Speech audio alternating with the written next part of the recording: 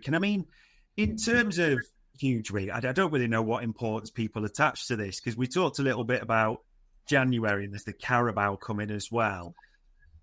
Probably the big truth from this pod, which people have different opinions, but we've spent over 450 million, was it? I know the net spend and we sold well and all that type of thing, although that maybe comes into the mix now. The only way to correct this probably is hundreds of millions more, it looks like, doesn't it, on more physical profiles on different types of players right now. Yeah, unfortunately, I think so. I mean, I know some people don't agree, but I feel that that's the case. I can't see how you kind of coach your way out of this. I think this mix of the fullback profiles that Liverpool have got, Wirtz in central midfield, it's just not right at the moment. And the only way you can see that sorting it out, like I say, the tactical consideration there is, like you say, putting an endo in or something like that. For me, that's not a long-term solution. The only long-term solutions are going to come when you kind of add that physicality back in. And then, people are talking about, well, the passing and the pressing aren't good, but it's because Liverpool are not earning the right to play at the moment. The pressing, for starters, I mean, why do you think that they were able to press Frankfurt? Because they passed the ball.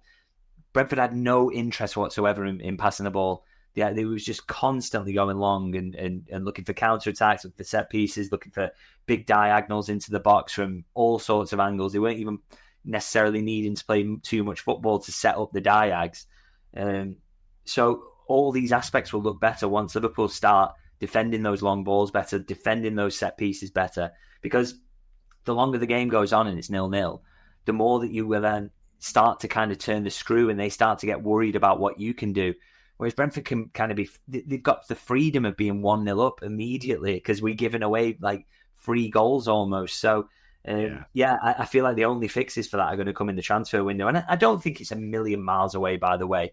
I think if you add, the right profiles in the right positions on the pitch, it makes everybody look better. But they just look a couple short for me in the right areas. And, I think the midfield mix has to be sorted out. I think they've really got to have a think about what they're doing at fullback going forward. It has to happen. They kind of sort that out, but it's I think those fixes can only come in the transfer window. And I suppose that in terms of profile, because it's a passionate chat panel. One made me laugh saying we're advocating signing Harry Maguire and Dan Burn. No, we're not just saying by land of the giants in that regard, but physically. I don't know why people struggle with this so much, because we're not just saying by yard dogs, but if you think of Liverpool teams in the past, it's never this simple, I know, but Fabinho, Gini, Sadio Mane, Bobby Firmino, they would bully this Liverpool team right now, wouldn't they, in that setup? They need to be able to play, but there's got to be more physicality in there. What you absolutely nail there as well is the fact that it's not just kind of, you can add that in all sorts of positions, that physicality and fight and dual winning ability, which the manager goes on about, and yet they didn't kind of have a summer that was set up for that. So, you look at Fabinho, could win headers, could drop into centre half. He was very, very good in the air. So that's more like the kind of traditional thing that we're thinking about and we're talking about here. So he would definitely help with that. But Wijnaldum wasn't the tallest. He wasn't necessarily brilliant in the air. But second balls, he won every second ball. He hoovered it up and then used it very, very simply. Liverpool, who's matching him for that in the moment in terms of, okay, we might not win the first header, but I'm there for the second one and I'm quick to it. I'm smart enough to read it. And all of a sudden, Liverpool have got possession. Nobody. So that's a different kind of physicality. And then Sadio Mane, not even near central midfield, not there in the centre-backs, not in the defence, but he gets you up the pitch because he fights, and he battles, and he wins his physical duels. And he can also help you, by the way, from defending corners, defending set pieces, because he's very good in the air. So it's not even necessarily about signing a defensive midfielder or signing centre-halves or full-backs even. You can add that to your team in various different positions. But what Liverpool did instead over the summer was kind of add players who were worse than what they already had in that regard. So Florian Wirtz is not a second ball winner. I think Jeremy Frimpong at fullback's not going to win many headers, is he? So kind of making the team worse in that regard. And so it doesn't have to be in the positions you think of, but just add more dual winners to this side is absolutely important. And dual winning is actually something Mikel Arteta bangs on about an awful lot. Clearly a profile that they've been looking for in the team. And looks like they've got it, because they are coping absolutely fine with this style of football at the moment, and Liverpool nowhere near it. And I get it, because people are saying things like, and I understand this, you spend 450 million and probably the way out of it is to spend, struggling to avoid that or seeing it any other way. So who should the spotlight be on? We understand from recruitment, it's a process, it's a group, isn't it? That obviously Richard Hughes, the sporting director, Michael Edwards heads up the whole sort of football inside. And people are quick to praise those, but is there a chance? It doesn't mean, you go from good to bad, because that's not proper analysis, but they may have just looked at this window a bit wrong in terms of what's needed. Yeah, I think surely, they all, I think, all together kind of deserve a share of the blame for not seeing that. And there are mitigating circumstances, again, by the way, that you've got to kind of mention, in terms of doing it all in one go is difficult. They felt that the squad had been neglected over multiple windows. There was a big chunk of players who wanted to leave, Trent, Diaz, Nunez, that you probably needed to, in the case of two of them at least, to cash in on, and they were probably good sales at the time. So all of a sudden you've got all this turnover, and that creates issues in itself. And I do think that Liverpool will be able to mask some of their issues when areas of the team start to gel and play better. Yeah. So it's not as bad as this. But in terms of the physical stuff, yeah, you kind of got to point a little bit for me at the sporting director. He's the guy who plans the whole project, is kind of thinking a few windows ahead. It's got to be attuned to the direction that the league is going in. For me, if you are that guy, that's a big part of your job, to think, do you know what? Everybody's really going for set pieces at the moment. All the teams are coming in and being physical. I mean, I look at Sunderland as a side, by the way, who completely recognised it. Changed it all. They completely changed their style of play from last season. The profiles that they were added were physically ready for the Premier League. So they saw what was happening, and they saw it having come from a league where they played in a different, slightly more expansive way, less reliant on physical duels, and thought, do you know what? When we go there, we're going to have to do this. We're going to have to be physically elite as much as we want to be able to match it with these teams in terms of the footballing aspect. So for Liverpool to not see that, as I say, I think you do have to kind of look at the guy who's heading up the project and say, how did you not sense that was going to be the case? Maybe I'm being a little bit unfair there. But to me, he's the guy who's got to be saying to the manager, look, we want to give you this, we want to give you this. I know that's what you want, but also can we factor in that everybody's just going to be pinging the ball into your box constantly next season? I think that should have been considered a little bit more, because I just don't think it was in Liverpool's summer business, and that's why they're paying the price for it every week. Yeah, and I was genuinely trying to find it, and I've actually got it here because I saw a great tweet, and I'll bring it up on screen for everyone so they can see it. So it's by Tateless Red, so it says there, Klopp and Rafa learned early in their first seasons that when you play certain types of teams, and back then it was the Boltons, West Broms, Blackburn, etc., you need height in defence, combative second balls, intensity, directness, and then you can play and let your better quality get you a result. It's probably a fair tweak with what we're seeing. I know it's an old expression, but you've got to earn the right to play, haven't you? You've got to win your battles, and then the quality takes over. But what's crazy to me about this is that, and why I kind of almost don't want to blame Slot, is like, he seemed to learn this straight away.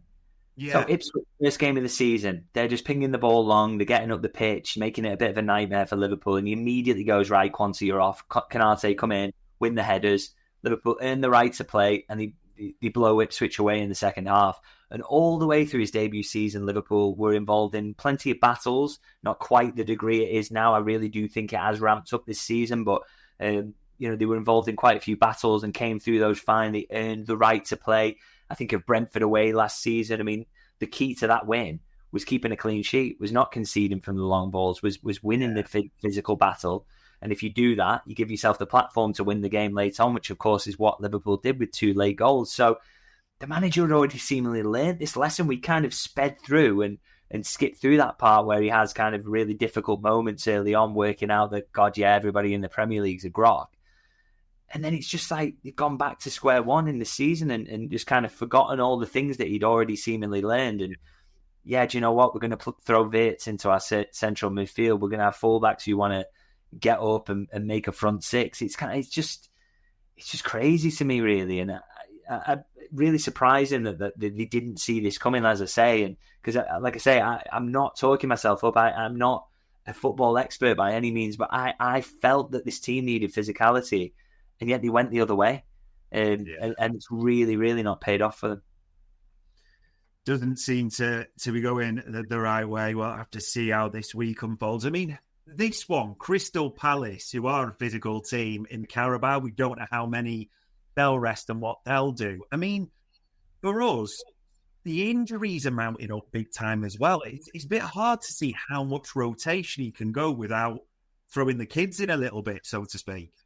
Yeah, to be honest, I mean, always the League Cup really has kind of been a really good use of, to be able to give minutes to people who are on the fringes. But I'm not sure with the form that Liverpool are in at the moment, you can afford to do that. I mean, this is a home game. It's an opportunity to make things work, to be better than you have been in recent games. I almost kind of think he should go as strong as possible in this because, acknowledging that whatever as strong as possible looks like, by the way, with kind of the injuries they've got at the moment. But, they've got to do kind of something about this form that they're in and start to feel better about themselves. And I mean, if you come through this week with 2 home wins under your belt, I think everybody's going to feel an awful lot better. So, I think going with the kind of scratch team against a well-organised Crystal Palace side who will play in a way that will hurt you in terms of, again, they'll look for set pieces, they'll look for counter-attacks, they'll try and be direct. They've got to do something about that, and recognise that this is going to be a tricky game and that they want to have, they want to improve the form in some way. So I think, Scott, for me, I'd like to see him go with a slightly stronger team than you might expect. It is weird because you're saying that, because obviously looking at the various articles that people are suggesting, I don't know if you've seen this, Freddie Woodman seems to be in line to start in goals. That's been mentioned. But even reports of Calvin Ramsey, people have probably forgotten about Calvin Ramsey at a right back, mentioning Endo Gomez. There's only so many you can make, but can you see it being almost a halfway house on Wednesday evening, this lineup? The thing is, if you go with Calvin Ramsey, he scored for the 21s at the weekend. Yeah. He's fit and he's available. But I'm also kind of like, well, if Liverpool lose again, it's not great, is it? And this will be a home defeat. And, and I'm not having a go at Calvin Ramsey there, but he's clearly not of the kind of level that you want him involved in the Premier League regularly. And you coming up against the Crystal Palace side, who they're not in the best form at the moment, but equally we know they're going to be difficult to play against. I just don't know how he can afford to go with a kind of scratch team or whatever and just kind of go with something a bit crazy in terms of his selection, because it's not like Liverpool are winning and feeling good about themselves. And you add another defeat to the list of results and it starts to look even worse. And then it's like, then Villa comes up at the weekend and that looks even like insurmountable. I don't know. Maybe he is going to rotate, but I'm not a big fan of the idea of it. I have to be honest. It's so hard to pick this one, and obviously people want Chiesa, mention Salas, and things like that, but just where he goes. I suppose one thing that's forcing his hands, and this is the opposite now of last season, the injuries are starting to mount, aren't they? We already had Alisson and Frimpong. We know we're out for, say, short to medium term. Curtis Jones, one of the players who is playing well, the few at the moment, gets the groin. Isak, Gravenberch didn't even travel. The injury list is toppling the wrong side as well. Yeah, and again, this is something we spoke about as kind of a real plus point of Slot, but it's, if that starts to slide away, then again, it's a real major plus in the column, but it's starting to not be at the moment, and the injuries are adding up, and again, that would usually help you to have that freshness and keep the season going and keep the results coming in. But, now you're forced to kind of chop and change a little bit. And it was the big difference actually between kind of Slot and Klopp really in probably those last, you think about Klopp's last season and the fact he doesn't win the league. And then you think about Slot, the season he comes in and wins the league. Probably the big difference between the two is the injury record. And that's what helps Liverpool because they have that consistency of selection. So, it's a worry if they continue to mount up. You just hope that Isak's not too long and Gravenberch the same, and maybe Jones is just a minor one. But I mean, we'll wait till Tuesday in the press conference to find out. But you got to kind of keep your fingers crossed for that. But if Slot loses that with everything else, he's in a difficult position, really, isn't he? Yeah, it could, as you say, get worse before it gets better. And I suppose the final one for this, because we talked about selection, but the whole formation thing, because we saw clearly a 4-4-2 in Frankfurt, and, Florian Wirtz on the right, sort of coming in, letting Frimpong and Bradley then bomb on, as it were. But I suppose the change, it almost looked like a 4-4-2 at the start, but Wirtz was almost having to cover on the right and then move into the middle, because Salah wasn't doing any defending. Is there a point where he needs to almost, this is my plan, we're going to stick to it, and everyone's got to fit within it? Yeah, but then that would require him to make a difficult decision around what his actual team looks like. And, for example, my favoured kind of setup at the moment would have to be, he kind of, whatever he does in the back five, and, you can argue about Robertson and Kirkes, but just whoever you go with brings some consistency there. But then I think the midfield has got to be Gravenberch, Szoboszlai and Jones when all three are fit. And then the rest can work itself out. So you have to make a decision. Is it Wirtz coming in off the left, or is it going to be Cody Gakpo? Are you going to do something about Mo Salah there? But I think you just have that consistency of selection and set up and say, that, like you say, this is what I'm going to go with. We're going to have to start to get some rhythm now. We're going to have to get it together. Because at the moment, the chopping and changing, on top of the fact that nobody's got confidence, the fact that you even using Wirtz off the right-hand side, I don't like it at all. If you're going to use him wide, use him off the left. And be brave enough to recognise that the Gakpo, can be dropped, even though I know he's scoring goals, but I actually don't think his performance level has been particularly high, if I'm honest. I think the goals have been masking some poor performances. So, but I'd just like him to settle down in terms of what he's picking, because at the moment, again, another thing that makes you think that the summer wasn't a very good plan is the fact that they don't have a settled 11 immediately they want to use, and it's not obvious what that should be. It doesn't speak to kind of joined up thinking, really. So I'd like him to find that plan and just stick to it for kind of 10 games in a row and see where that takes Liverpool. The problem is, obviously, the games that are coming up are absolutely awful as well, and difficult, and they're going to be full of loads of challenges. So it's really hard to see where the wins are coming from, to be honest.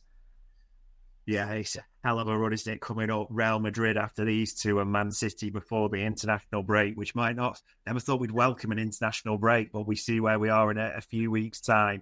I mean, the final one, because is there a press conference? Because it's Carabao tomorrow. Surely there is one still, I think, isn't there? Yeah, I haven't had an email about it yet, but I would presume that there will be, yeah. And if there is a press conference, hoping there is, of course, there'll be a lot of questions coming his way. And I know people will say that talk's cheap, but what are we wanting to almost hear from Arne Slot at the moment? I mean, he's going to get some tough questions tomorrow. I don't doubt that for a second. And I think obviously I won't be able to ask them in the open, but the embargo section, I've already got a few ideas for kind of things I would like to ask. And he's never going to give too much away. I wouldn't say to people to get too obsessed with what he says, or don't seize on something he says and try and turn it into a negative, or because he can't give too much away. But there are few aspects you want answers on. I mean, I would like to know about the physicality of this team and whether he thinks it's an issue. But there are other major talking points as well that I'm sure he's going to get asked about. I mean, I thought it was interesting when he said he said something recently, didn't he? People kind of seized on it, that he was kind of suggesting that there was no chance that Liverpool could win at a certain point in the Brentford game or whatever. I think sometimes he gets kind of criticised for being too honest in his answers. I would like him to try and continue being honest as much as he possibly can in the situation. But yeah, we maybe shouldn't look to the press conference for answers that are going to make us all feel so much better about it all. The key thing is that he's getting it right in the training ground, and he finds that setup and it starts to work. Yeah, it's only wins or results that are going to change anything at the moment. Fingers crossed they come this week, but we'll have to see, won't we?